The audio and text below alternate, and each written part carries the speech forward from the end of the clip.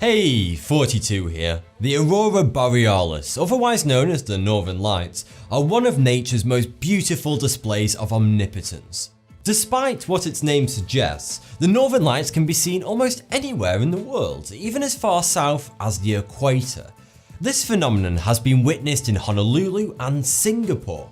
However, sightings that far south are extremely rare. It's most commonly witnessed within the Arctic Circle. The South Pole also has its own version of the Aurora Borealis, called the Aurora Australis. And Earth isn't the only planet with aurora. You would witness a similar phenomenon if you were to stand on Jupiter or Saturn. Uranus has aurora too, but unlike the other planets with their wave-like aurora, the aurora on Uranus would look like glowing dots. And yes, I am talking about the planet. But what exactly causes these mysterious light shows? Let's find out. Some Inuit believe that the spirits of their ancestors can be seen dancing within the lights of the aurora. The Vikings believed that the aurora was a bridge of fire to the sky forged by the gods.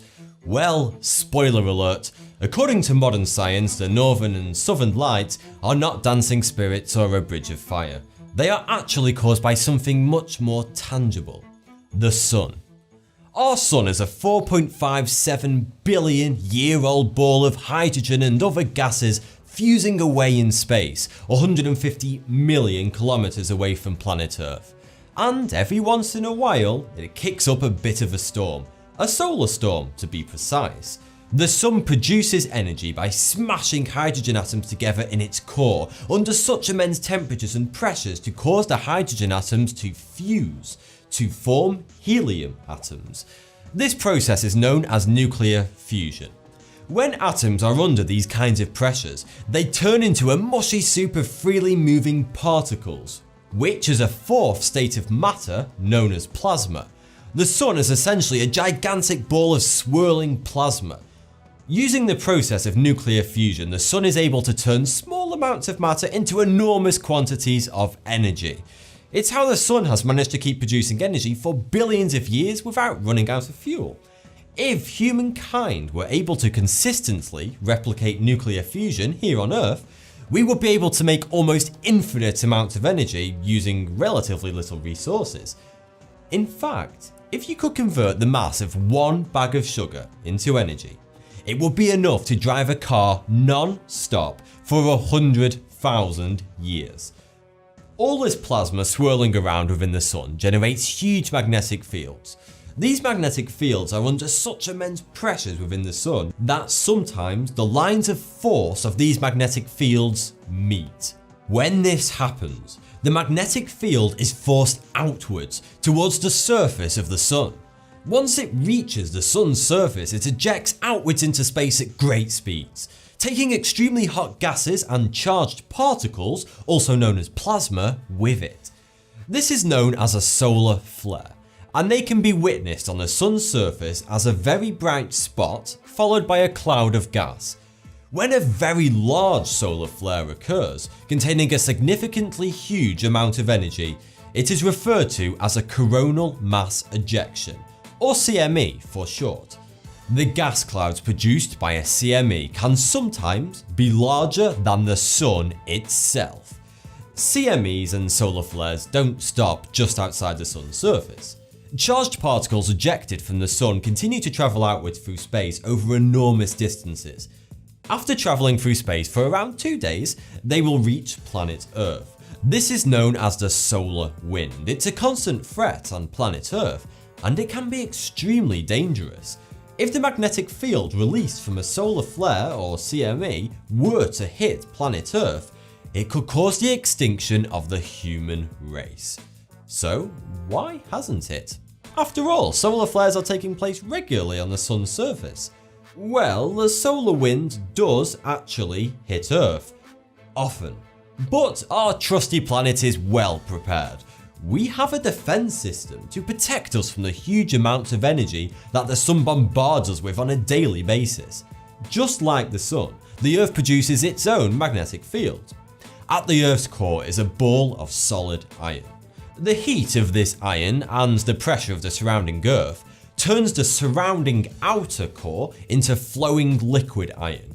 The movement of this outer liquid core produces a magnetic field that, luckily for us, encompasses the Earth.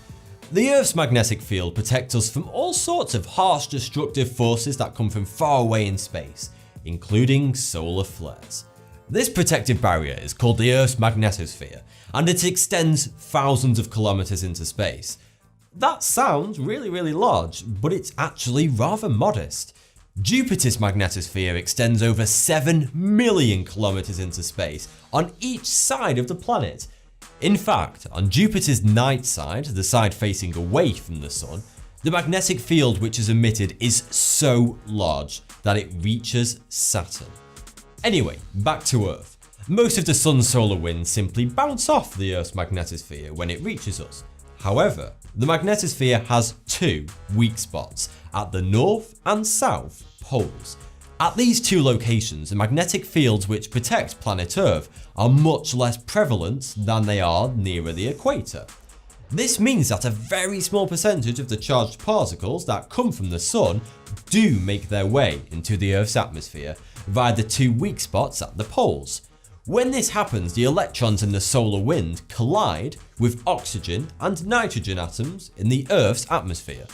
During this interaction, energy is transferred from the atoms in the solar wind to the Earth's oxygen and nitrogen atoms, raising these atoms' energy state and exciting them. When an atom gets excited, its electrons move into an orbit further away from its nucleus. These newly excited atoms need to release this newfound energy to calm themselves down and return to their baseline energy state. The oxygen and nitrogen atoms release this energy in the form of particles of light, or photons. The light they give out is what we call the aurora. This process of exciting atoms to cause them to release energy in the form of light is the exact same way that neon lights work.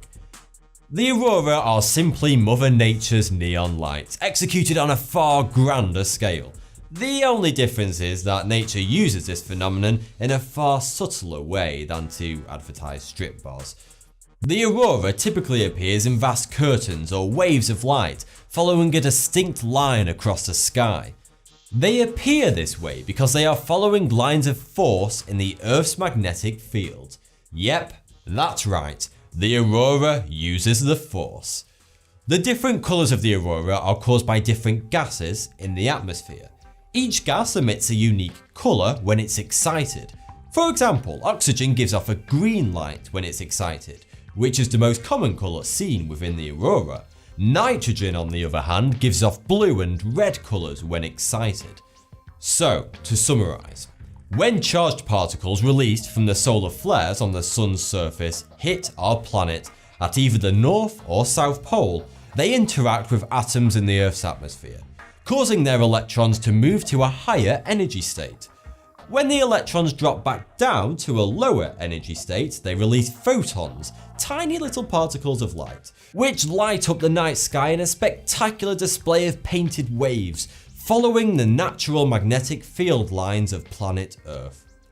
Knowing how the aurora are formed may spoil the beauty for you, but I believe there's an even greater beauty in understanding the science behind one of nature's most breathtaking performances. So, if you're ever lucky enough to experience the aurora for yourself, just take a moment to contemplate on how truly marvellous and magnificent the universe really is, and then take selfies. Thanks for the view, subscribe for more 42.